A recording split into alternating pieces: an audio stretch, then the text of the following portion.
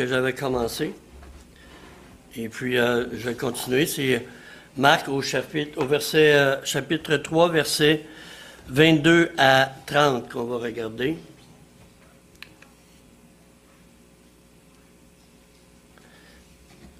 Oui, OK, cette réunion. Ah, voilà. Alors, c'est chapitre... Ah oui, OK, c'était rendu là. OK. Pardonnez-moi, c'est un amateur. Bon.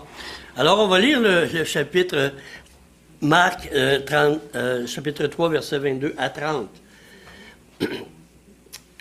22. Alors, et les scribes qui étaient descendus de Jérusalem dirent, il est possédé de Béelzébul. C'est par le prince des démons qu'il chasse les démons.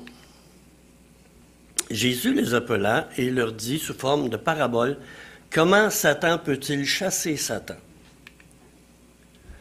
Si un royaume est divisé contre lui-même, ce royaume ne peut subsister.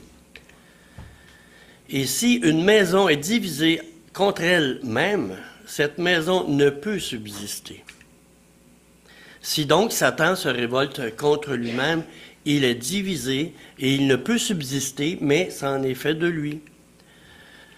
Personne ne peut entrer dans la maison d'un homme fort et piller ses biens sans avoir auparavant lié cet homme fort, alors il pillera sa maison.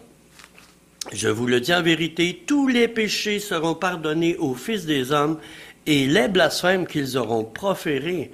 Mais quiconque blasphémera contre le Saint-Esprit n'obtiendra jamais de pardon. Il est coupable d'un péché éternel. Jésus parla ainsi parce qu'il disait, il est possédé d'un esprit impur. Alors, le blasphème contre le Saint-Esprit. Le blasphème contre le Saint-Esprit, qui peut le commettre? Avez-vous déjà entendu dire des chrétiens qui ont peur de le commettre un jour et ainsi perdre leur salut? Peut-être y avez-vous déjà pensé. Est-ce possible qu'après être né de nouveau, né de Dieu, né de l'Esprit lui-même, et ensuite un jour blasphémer contre lui? Qu'en est-il vraiment? Alors nous allons voir là-dessus. Il est vrai que ce passage-là que je viens de lire, il est comme un sandwich entre les parents de Jésus qui ont trouvé qu'il avait perdu le sens, sont venus le chercher, et puis aussi le reste du chapitre qui parle de la famille de Jésus qui vient le chercher. Alors Jésus répond que c'est pas eux ma famille, là, vraiment. Alors ça, on va laisser ça pour un autre passage. Alors ce qu'on va voir ce matin, c'est l'accusation des docteurs de la loi, la réponse de Jésus, le péché contre le Saint-Esprit, qu'est-ce que c'est, et la conséquence. Et puis, avant, on va faire un retour sur le dernier message. Le dernier message que j'ai fait dernièrement, c'est le choix des 12. Jésus était allé sur la montagne, et puis il y avait 12. Il y avait des disciples. Jésus, il y a plusieurs disciples qui le suivaient. Mais Jésus en a choisi 12 seulement dans ceux-là. Les 12, il va les appeler apostolos, les apôtres. C'est le terme grec qui est donné ici au verset 14, en parlant des 12. Et puis, ils vont être choisis au milieu des mathétès, des disciples. Donc, il y avait plusieurs disciples, et puis Jésus a choisi 12 pour être apôtre. Qu'est-ce que c'est un apôtre? C'est un envoyé. Alors, pourquoi il a choisi ceux-là? Pour les avoir premièrement avec lui, à partir de cet épisode-là de son ministère terrestre et du rejet, parce que c'est le rejet de sa messianité, de sa royauté dont il est question ici.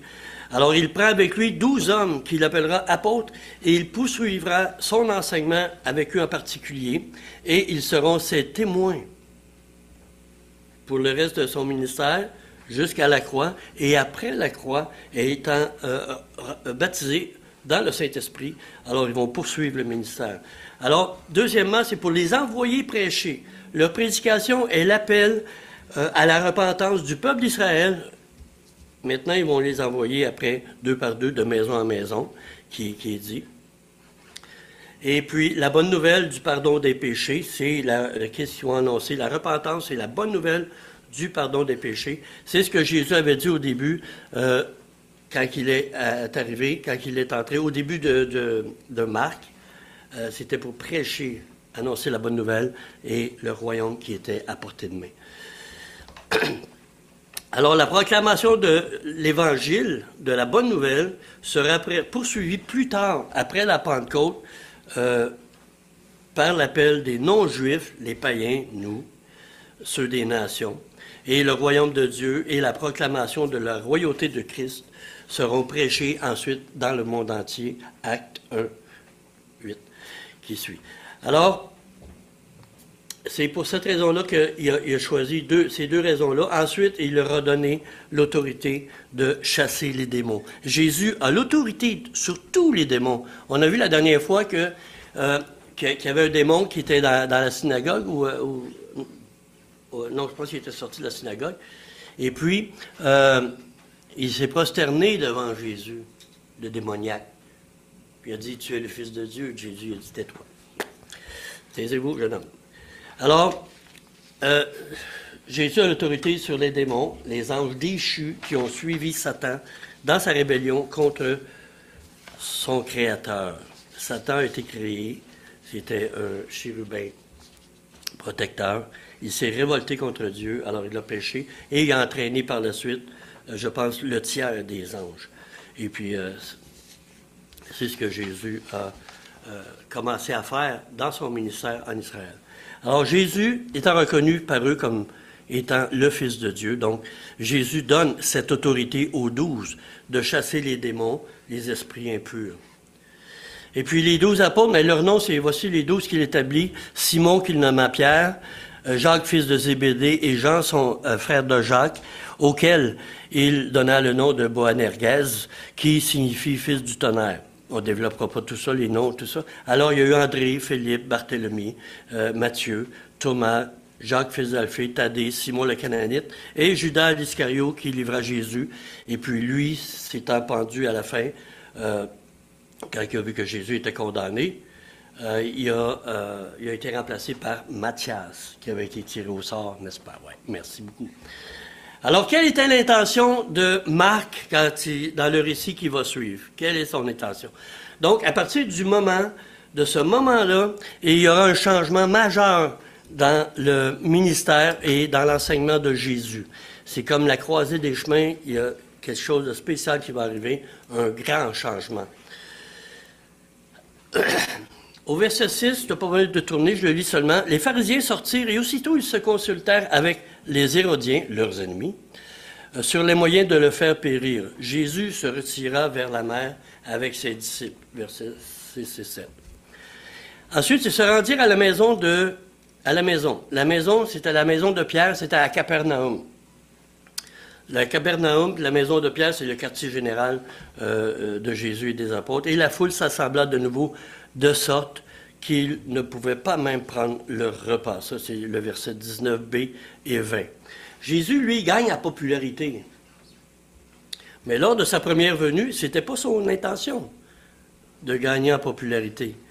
Pourquoi il est venu? Il est venu racheter le peuple d'Israël de ses péchés, Matthieu 1, 21, à l'annonce de l'ange envers Joseph. Et il est venu aussi détruire les œuvres du diable, 1 Jean 3, 8, et donner sa vie pour tous les descendants d'Adam. Jean 3, 16, vous vous souvenez, vous connaissez le verset, le passage, verset 16, verset à 18, puis verset 36 aussi, on ne tournera pas. Alors, les instances religieuses, les pharisiens, les scribes et tout ça, là, n'acceptent pas ça. Ils ne l'acceptent pas du tout. Alors, c'est le rejet du Messie. Le Messie tant attendu sera définitivement rejeté par eux et par conséquent par la nation d'Israël en commettant le péché impardonnable. Marc 3, 22, qu'est-ce que ça dit?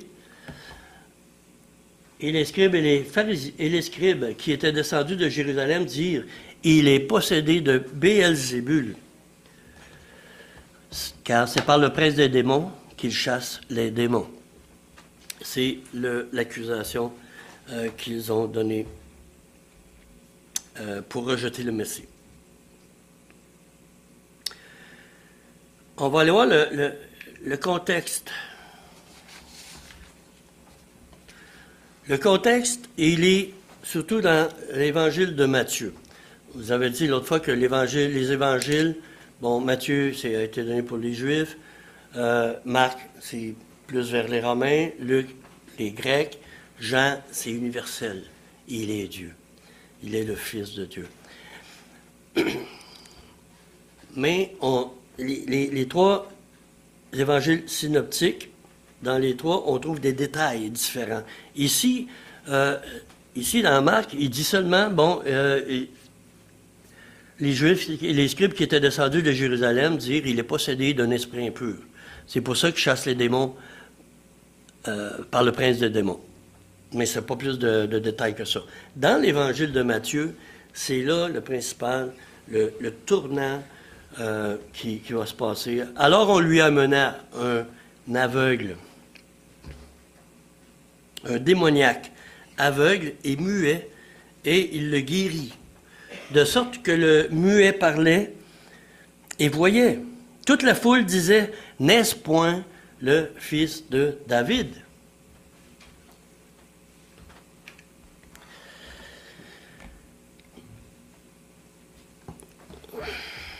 Le fils de David. Avant de faire ça ici, là, je reviens, pardon. Alors, le fils de David. Les gens ont posé cette question-là, le peuple, le fils de David. Pourquoi ils ont dit « N'est-ce point le fils de David? » Parce que, selon la prophétie, le fils de David devait être le Messie. Alors, dans l'autre mot, le peuple a dit « Est-ce que ce n'est pas le Messie qui est là? » Alors, on va voir, juste lire dans 2 Samuel 7, versets 12 à 16. Je ne l'ai pas mis là-dessus. Jean va peut-être le mettre. 2 Samuel 7. Alors, le contexte ici, c'est que c'est le roi David. David, là, il s'est fait bâtir une belle maison. Une belle maison. Puis, il a dit, écoute, c'est pas normal, il est allé voir Samuel, il a dit, c'est pas normal que je me fasse bâtir une maison comme ça, une belle maison extraordinaire, là, avec des cèdres, en cèdre, puis tout ça. Et puis Dieu, il habite encore dans une vieille tente, parce que le temple, il n'avait pas été bâti encore. Et puis Dieu, c'était la vieille tente, la vieille tente qui a été dans le temps de Moïse, dans le désert. Ben, il dit, non, c'est pas normal. Il dit, j'aimerais ça y bâtir une maison, une belle maison. Fait que Dieu a entendu, parce que Dieu entend tout ce qu'on dit, hein? Il est au courant de tout. Alors, qu'est-ce qu'il dit ici au verset 12? Je vais faire le verset 11. Et comme à l'époque où j'avais établi des juges sur mon peuple d'Israël, je t'ai accordé du repos, en parlant à David, en te délivrant de tous tes ennemis. L'Éternel t'annonce qu'il te créera. Il te créera une maison. Moi, c'est émotif parce que il va te créer une maison, mais cette maison-là, elle ne sera pas faite de bois, puis de ciment, puis de tout ça. La maison, on va le voir un petit peu plus tard. Alors, quand tes jours seront accomplis et que tu seras couché avec tes pères, j'élèverai ta postérité, ta descendance après toi, et celui qui sortira de tes entrailles, j'affermirai son règne. Ce sera lui qui bâtira une maison à mon nom, au nom de Dieu.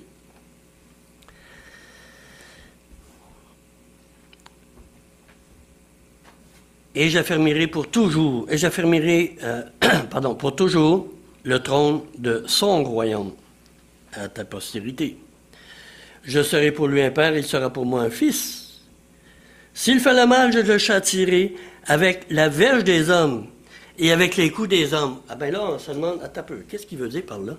Est-ce que la descendance du roi David, qui, dans le fond, on va voir plus tard, c'est Jésus lui-même. Mais s'il fait le mal, attendez une minute là. S'il fait le mal, je le châtierai avec la verge des hommes et avec les coups des enfants des hommes. Il n'a jamais péché, il n'a jamais fait le mal. Par contre, il a pris sur lui tous nos péchés, tout le mal que nous avons fait. Alors il a été comment? Il a été châtié avec la verge des hommes, les Romains. C'est un peu ça qui parle, là, à mon avis. Mais ma grâce ne se retirera point de lui comme je l'ai retiré de Saül, que j'ai rejeté devant toi. Ta maison et ton règne seront pour toujours assurés. Ton trône ne sera jamais, sera pour toujours affermi. Puis le trône de David, il va être affermi. Cette prophétie-là va être accomplie quand Jésus va venir régner en roi sur Israël pendant la Pentecôte. Alors, quand eux ont dit, le peuple a dit, hey, ceux qui ont vu ça, le miracle, écoute, attends un peu. Guérir un démoniaque aveugle, muet, comment ça peut se faire? Est-ce que ça ne serait pas le Messie par hasard? C'est la question du peuple. Il y a une explication ici que je vais partager encore. J'en avais déjà parlé. La prochaine.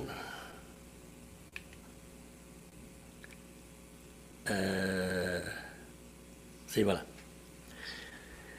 Les 3 miracles messianiques. Il y a 3 miracles que seul le fils de David, le descendant, dont il a été mentionné dans 2 Samuel, pouvait accomplir et qui révélerait la venue du Messie. Il y a donc, bien sûr, il y a eu des miracles qui ont été accomplis dans l'Ancien Testament par Moïse, par Élie et Élisée, qui ont fait des miracles, mais pas ces 3 miracles-là. C'était des miracles particuliers qui ont été accomplis par Jésus, manifestant qu'il était réellement le Messie d'Israël, le fils de David qui devait venir, il était là. Il y a le premier, c'est la guérison du lépreux juif. Il n'y a aucun lépreux juif dans l'Ancien Testament qui a été guéri. J'en avais parlé dans Marc 1, 40 à 45. Il y a eu Myriam, la sœur de Moïse, qui a été, mais elle n'a pas été guérie comme ce lépreux-là a été guéri. Dieu lui a dit qu'elle aille se cacher, puis elle va revenir correcte. Il y a eu, c'est sûr, il y a eu Naaman. C'est-tu Naaman, c'est lui? Oui, c'est ça. Mais ce n'était pas un juif. Alors, le seul qui pouvait être guéri, j'ai pesé sur le bouton, excusez-moi, pardon. Il a été guéri, c'est un lépreux juif. La deuxième guérison, c'est celui du démoniaque muet et aveugle. Comment quelqu'un pouvait... les exorcistes, ça se faisait dans ce temps-là. Puis même Jésus, une fois, vous savez, celui qui avait une légion de démons en lui-même, mais Jésus lui a parlé, il dit, quel est ton nom? Il a dit, il m'appelle Légion parce qu'on est plusieurs. Alors il y a une conversation entre les deux. Mais lui, il est aveugle, puis il est muet. Comment tu as une conversation avec quelqu'un qui est muet, puis en plus il est aveugle parce qu'il ne sait pas, il ne voit pas, là. Alors c'est le seul, un miracle, le deuxième miracle, le Messie pouvait accomplir. Le troisième, ça c'est dans l'Évangile de Jean, c'est la guérison de l'aveugle-né. Il est né aveugle. Moi, je pense, c'est un acte de création, du Créateur. Parce que j'imagine qu'il n'y avait aucun œil, c'était comme zéro, là. Comme là. Pas de paupières, pas ouvert les paupières, pas d'œil. Mais Jésus, qu'est-ce qu'il a fait? Il a craché à terre, il a fait de la boue un peu, puis il les a mis. Qu'est-ce qu'il a fait Dieu au début? Avec Adam. Hein? Il a créé comme ça, la poussière de la terre. Je ne sais pas, il ne s'appelle pas qu'il a craché à terre, là, mais le sol devait être humide un peu, peut-être, mais en tout cas. Mais c'est un acte créateur. Alors Jésus est en train de manifester qu'il est le créateur aux Juifs. Alors, n'est-ce pas le fils de David? C'était la question. On va voir l'accusation des docteurs de la loi. Les scribes, puis en Matthieu, ça dit les pharisiens. Les scribes, il y avait des scribes qui étaient dans le parti des pharisiens. Les scribes, c'était le docteur de la loi, qui était descendu de Jérusalem. Apparemment, Jérusalem, il y a comme il y a 700 quelques mètres au-dessus du niveau de la mer, et puis Capernaum, lui, 200 quelques mètres en dessous du niveau de la mer. Donc, ils sont descendus, il fallait. Puis, il y a 160 kilomètres qu'ils ont marché. Puis, ils devaient être un pas décidés pour aller voir ce qui se passait l'autre bord à Capernaum. Ils devaient donc marcher vite. 160 kilomètres. Mais eux, comme j'avais expliqué, non, c'est une réunion de prière, je pense. Les Juifs ne passaient pas par la Samarie, parce que les Samaritains, c'était des impurs pour eux. Alors, les scribes, ces scribes-là, ils ont fait le tour, ils ont traversé le Jourdain, ils ont marché dans la Pérée. Je pense que j'ai la carte ici. Est-ce qu'on la voit un petit peu? Moi, c'est petit, en tout cas. Fait qu'ils sont partis de la Judée, à Jérusalem, en Judée. Ils ont traversé le Jourdain, ils ont marché en Pérée, et puis sont allés jusqu'à Capernaum. Ils ont contourné la Samarie parce que les Samaritains, c'était des impurs. Comme les païens, c'était des impurs aussi, alors pour eux. Donc, je reviens. Alors, les scribes, les pharisiens, je l'avais dit, OK. Fait que eux, ils disent, ils l'accusent d'être possédé de Béelzébul, le prince des démons. C'est par le prince des démons qu'il chasse les démons. Jérusalem, c'est le centre religieux du judaïsme. C'est ça, c'est toute la papeterie juive, si on peut dire, là, toute la gang, là. Puis Béelzébul. Béelzébul, lui, le nom, c'est Baal-Zébul. Baal-Zébul, c'était une divinité désignée autant à l'origine, Baal-Zébul, le Baal, le prince, ça disait. Alors, c'était une principale divinité d'Écron, ville des Philistins. Alors, au début du 1er siècle, Béelzébul était devenu synonyme de Satan. Donc, le pouvoir de Jésus ne peut venir, en fait, que de deux sources. Soit il vient de Dieu, ou il vient de Satan. Mais eux, qu'est-ce qu'ils veulent faire? Ils veulent discréditer Jésus face au peuple. Alors, ils l'accusent de sorcellerie. Alors, on va lire un peu le chapitre 12. Est-ce que il était... Attends un peu. Je pense que je l'avais écrit, Jean.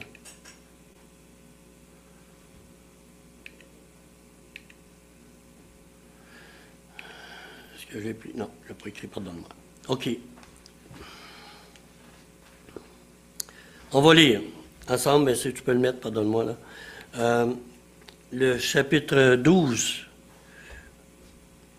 de Matthieu, 25 à 27.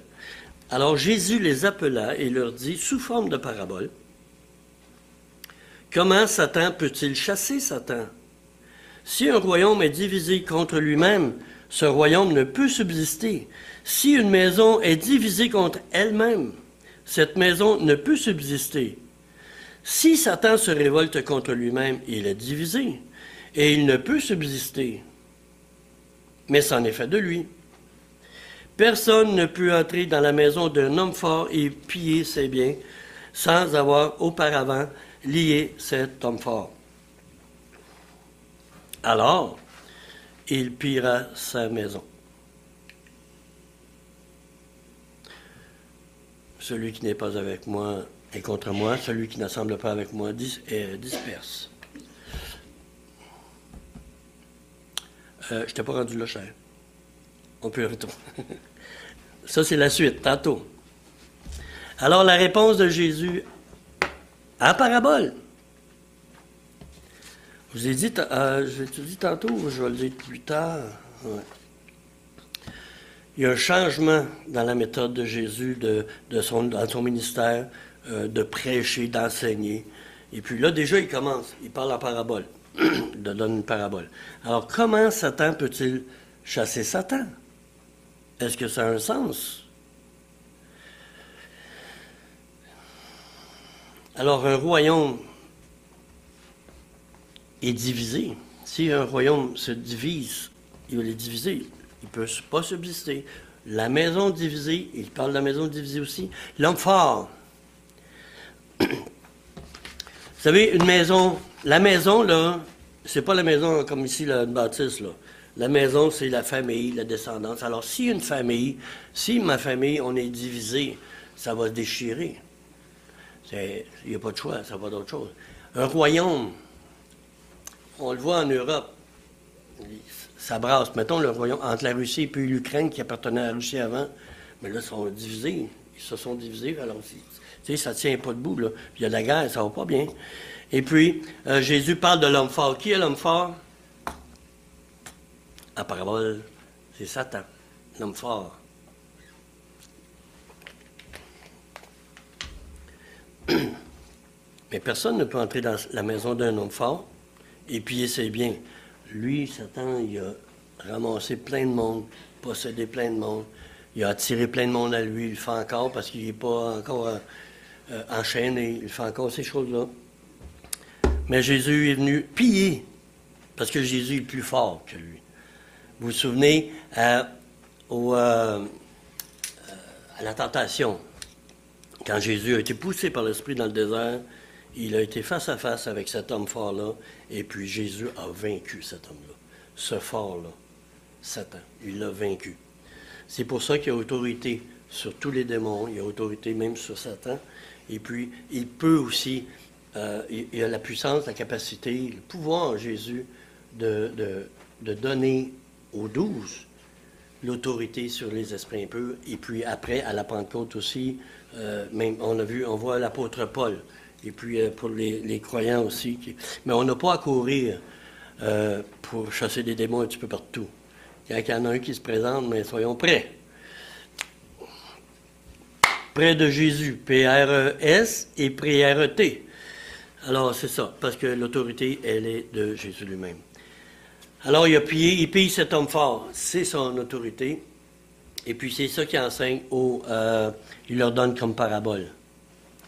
Alors si c'est par l'Esprit de Dieu que je chasse les démons, le royaume de Dieu est donc venu vers vous.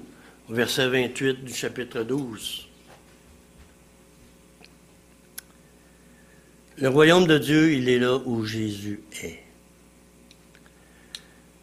Est-ce qu'il est établi présentement sur la terre? Pas encore. On l'a vu un petit peu tantôt. C'est la postérité, il va venir régner sur Israël pendant 1000 ans, sur la planète au complet. Mais le royaume de Dieu, il est là, mais pas encore.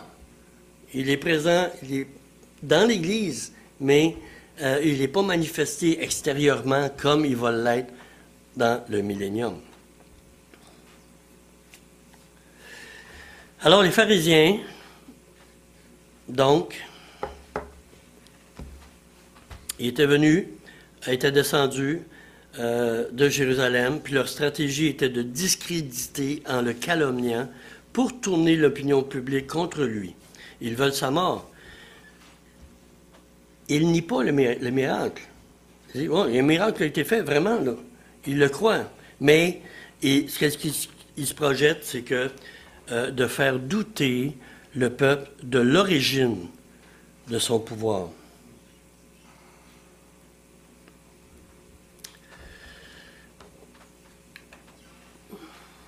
Et la conséquence du péché et des péchés. Tout péché, tout péché et tout blasphème des hommes seront pardonnés. Versets 28 et 30 de Matthieu, de Marc.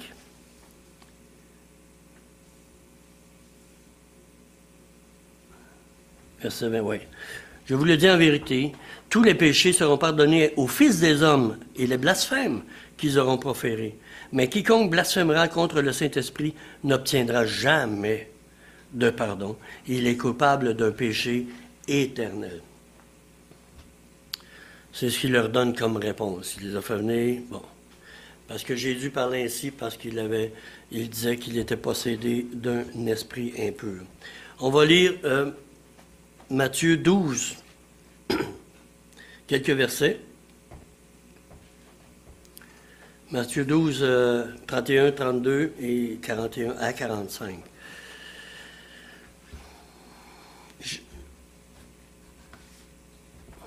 C'est pourquoi je vous dis, tout péché, tout blasphème sera pardonné aux hommes, mais le blasphème contre le Saint-Esprit.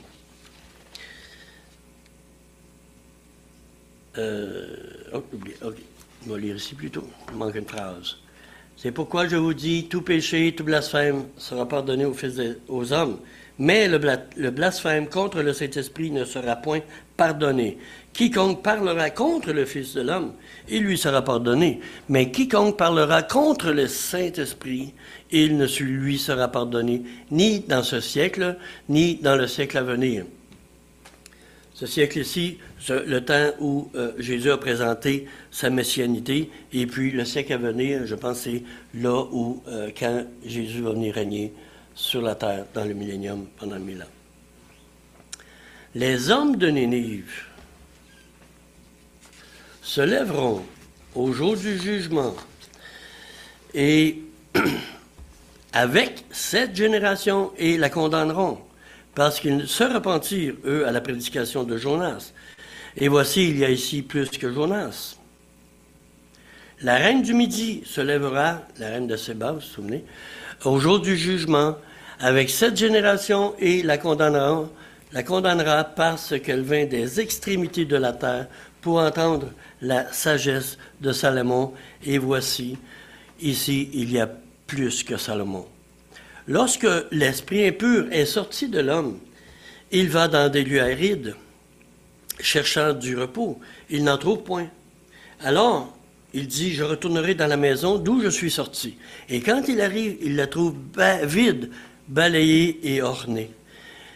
Il s'en va et prend avec lui 7 autres esprits plus méchants que lui. Ils entrent dans la maison, s'y établissent, et la condition de cet homme est pire que la première, et il lancera ainsi de cette génération méchante. Le blasphème contre le Saint-Esprit a été fait dans le temps où Jésus marchait, il était présent de corps, et puis il a fait ces miracles-là en Israël. Et il a fait le ménage, il a balayé toute la maison d'Israël en chassant tous les esprits impurs. Et puis qu'est-ce qu'il dit ici? La condamnation, le jugement, c'est, on l'a lu plusieurs fois ici,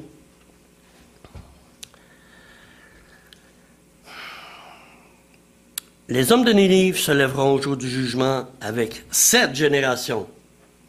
La génération qui a vu, qui a entendu le Messie parler, qui a vu faire les miracles, ils vont se lever avec elle et ils vont la condamner. Parce que eux, quand Jonas est allé voir, je paye c'est plutôt pour rien.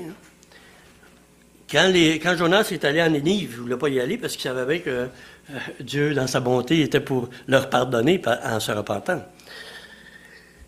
Mais ces gens-là de Nénive vont se lever avec la génération de Jésus dans ce temps-là. Ils vont la condamner parce qu'eux se repentirent, puis les Juifs ont rejeté leur Messie. La reine de Séba, c'est la même chose. Se lèvera avec cette génération au jour du jugement, parce qu'elle vient des extrémités de la terre, pour entendre la sagesse de Salomon. Puis ici, là, il y a plus que Salomon. On a vu au début, la postérité, le fils par laquelle Dieu va se bâtir une maison, ben c'est pas Salomon. C'est de David. Puis, si on lit dans la généalogie de Jésus, par Marie, c'est Nathan. Mais c'est pas Salomon. Alors, il y a plus ici que Salomon. Il y a Jésus lui-même, le Messie le fils de David. Alors, c'est ce qu'il est en train de leur dire. Et puis, c'est l'autre, en parabole encore, en parlant de l'esprit impur qui est sorti de l'homme. Mais il y a 7 esprits impurs qui entrent dans cet homme-là, puis la condition dernière de cet homme-là, en parabole, elle est pire que la première. Mais il en sera de même pour 7 générations. 3 fois, Jésus parle de 7 générations. Donc, par la suite, il va s'adresser à eux en parabole, à partir du chapitre 13 de Matthieu. Il va y avoir vraiment un changement parce que des signes, il y en aura plus comme il y en avait. Parce qu'après ça, dans l'évangile de Matthieu, les scribes et les pharisiens, ils disent, « Maître », ils viennent voir le maître, « Maître, nous voudrons te voir faire un miracle. » Là, ils se sont peut-être sentis un peu mal. Mais le Seigneur, qu'est-ce qu'il dit? Il n'y aura pas d'autre miracle que celui de Jonas. Et ce miracle-là, c'est quoi?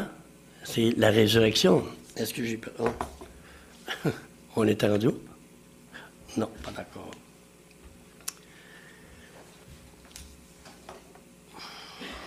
C'est la résurrection. Le prochain miracle. De ce moment-là, là, jusqu'à la résurrection, il n'y aura pas d'autres signes qui vont être donnés au peuple d'Israël. Les miracles aussi vont changer parce que autrefois, dans ce temps-là, avant que ça arrive, avant le rejet, les miracles, Jésus guérissait tout le monde qui venait à lui, indépendamment de leur foi. Jésus est venu guérir tout le monde. Il a manifesté sa messianité comme ça. Mais à partir de là, les miracles, ils vont être faits à ceux et celles qui vont s'approcher de lui par la foi. On se souvient de la madame qui avait une perte de sang depuis longtemps, là. Hein, elle est venue avec lui par la foi. Mais quelqu'un m'a touché. Ben, elle a dit, elle croyait qu'elle était pour être guérie. Elle a été guérie. Mais Jésus a dit quoi? Ta foi t'a sauvé. Ça fait partie aussi de tout le reste. Le message va changer. Ce ne sera plus le même message. La méthode d'enseignement change. Le message, je pense, c'est quand... Là, il va parler en parabole. Pourquoi? Pourquoi? Parce que ils entendront, mais ils ne comprendront pas. Ils vont voir, mais ils ne verront point. C'est ce qui a été prédit par Ésaïe. Je ne me souviens plus par ça, mais par Ésaïe. Alors, la méthode d'enseignement, mais là, il va prendre à part les 12 disciples, les 12 apôtres, et puis il va les enseigner jusqu'à la fin, pour qu'ils soient des témoins. Il va faire des miracles devant eux, puis on va voir la multiplication des pains et d'autres miracles. Mais il va les enseigner comme ça, et puis eux, après, ils vont être vraiment des témoins. Ah, on l'a vu. C'est pas ça ce que Jean dit dans son évangile, dans la première épître? Ce que nous avons vu, ce que nous avons contemplé, ce que nous avons touché de nos mains, nous vous l'annonçons. C'est le message. Alors, à la lumière de ce qu'on vient de voir, une personne née de nouveau, née de Dieu, ayant reçu le Saint-Esprit, peut-elle blasphémer contre le Saint-Esprit et perdre le salut que Jésus lui a acquis? Pas mon salut, Jésus que lui m'a acquis. Est-ce qu'on peut le perdre? Est-ce qu'un chrétien né de nouveau peut blasphémer contre le Saint-Esprit? Non, parce que c'était pour ce temps-là, pour le temps de Jésus, pour la génération, cette génération-là, qui ont vu Jésus accomplir des miracles, parler. Aucun homme ne parle comme cet homme-là. L'entendre parler. Alors, nous avons vu que seuls ceux qui ont accusé Jésus de chasser les démons par le prince des démons et qui ont dit qu'il était possédé d'un esprit impur, ceux-là seuls ont commis le péché impardonnable.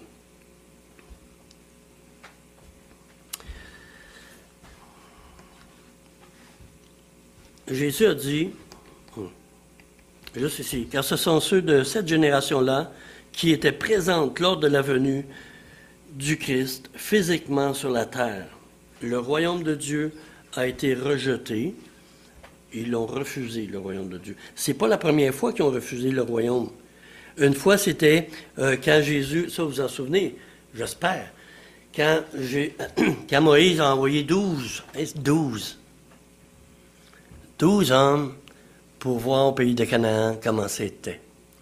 Sur ces 12 hommes-là, il y en a 2 qui ont dit c'est un pays extraordinaire. Le lait, le miel, tout ça. 10 ont refusé. Donc, le peuple a rejeté, a refusé. Qu'est-ce qui est arrivé? 40 ans à tourner en rond dans le désert. Ils se sont repentis, mais just too bad. Trop tard. Il y en avait un autre aussi. C'est dans le temps d'un des rois. J'ai plus à la mémoire. C'est dans 2 rois, 2 chroniques, quelque chose. C'est un des rois qui a péché. Ah oui, OK. Dans le temple de Salomon, il a tout reviré à l'envers, puis il a fait un temple d'idolâtres.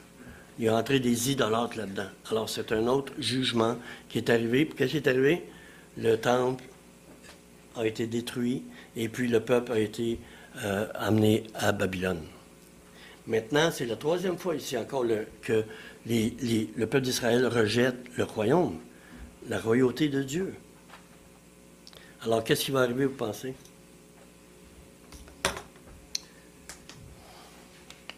Ils vont être dispersés dans le monde.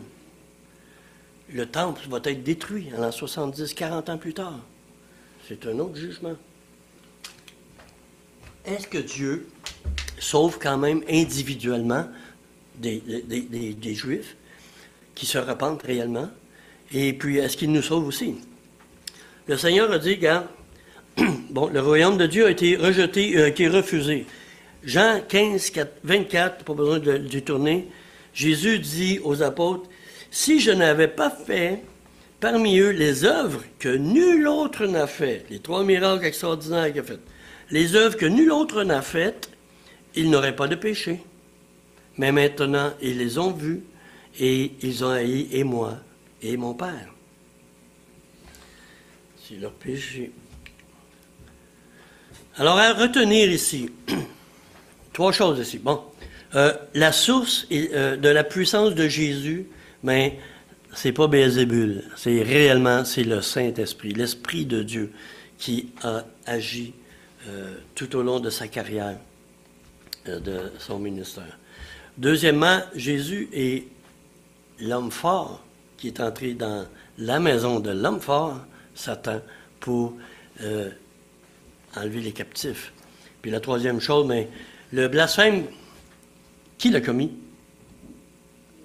C'est les Juifs de cette génération-là, du temps de Jésus, et pas d'autre chose. Alors, j'ai une application ici. Excusez, hop. Alors, application ici, c'est reconnaître que Jésus agit par la puissance de Dieu. Pour nous. Ne craignons pas la puissance de Satan. Jésus est plus grand et plus fort que lui. Ne nous inquiétons pas non plus d'avoir commis le péché contre le Saint-Esprit de Dieu. Si par contre, oui c'est ça, si par contre, quelqu'un entend la vérité, il adhère, il croit, mais puis non, j'en veux pas besoin, c'est dommage parce que tu rejettes l'offre de Dieu encore une fois. Pour toi-même, pour nous, pour quelqu'un aujourd'hui, dans la rue, un peu partout. Alors, ben, réjouissons-nous avant de juste...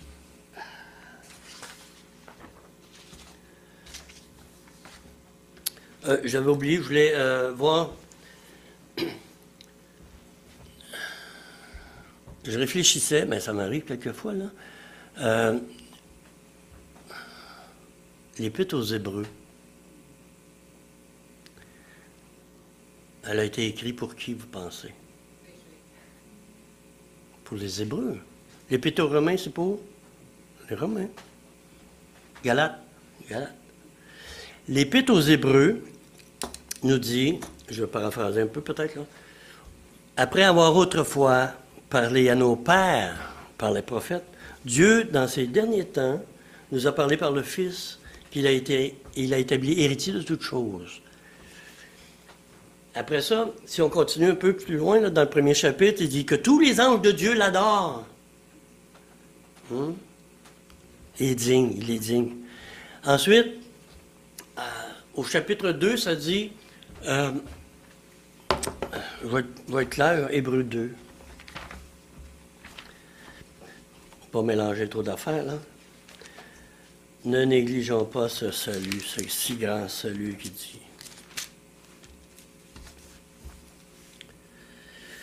Nous devons porter attention, je vais finir aussi, d'autant plus nous attacher aux choses que nous avons entendues, de peur que nous soyons emportés loin d'elles. Car si la parole annoncée par des anges, au travers de Moïse, a eu son effet, et si toute transgression et toute désobéissance ont reçu une juste rétribution, comment échapperons-nous en négligeant un si grand salut?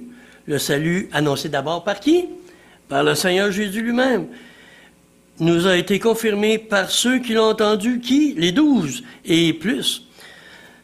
Dieu appuyant leur témoignage par des signes, des prodiges et divers miracles, et par les dons du Saint-Esprit distribués selon sa volonté. Ça, c'est le premier des 5 avertissements, je pense, dans l'Épître aux Hébreux. Et puis, je veux juste terminer ici. À qui ça s'adressait? Aux Juifs. Ben oui. Et puis, c'est juste à la veille du jugement de Dieu, de la destruction du temple et de la ville de Jérusalem. Ici, on juste lire le dernier verset au chapitre 10, au verset 28-29. OK. Celui qui a violé la loi de Moïse meurt sans miséricorde sur la déposition de 2 ou de 3 témoins.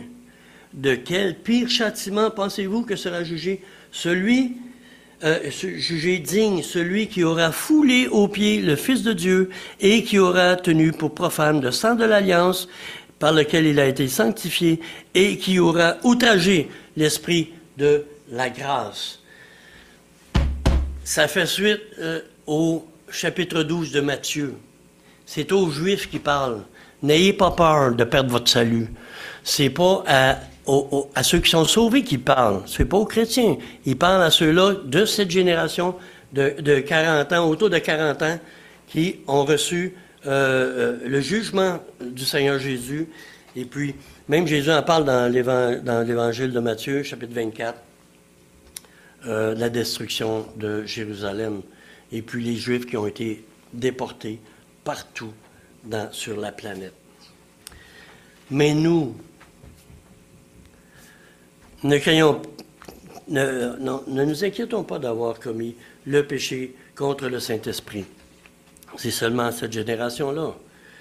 Réjouissons-nous. Plutôt, réjouissons-nous de ce que tous nos péchés sont pardonnés à la croix du Calvaire, là où Jésus, notre Seigneur, notre Sauveur, le Christ, le Messie de Dieu, a versé son sang et nous a acquis un salut éternel. Voilà. Alors, Sauveur, merci. Seigneur Dieu, merci, Père, pour ta parole qui, tout au long, va dans le même sens. Ta grâce, ton pardon. Seigneur, on a vu que seuls ceux qui ont dit que Jésus était possédé d'un esprit impur, qui ont péché contre le Saint-Esprit. Merci de nous instruire, merci de cette grâce que tu nous fais aussi d'avoir nos noms inscrits dans le livre de vie de l'agneau par la foi que nous avons en Christ. Et Seigneur, je te prie de bénir le reste de cette assemblée en Jésus. Amen.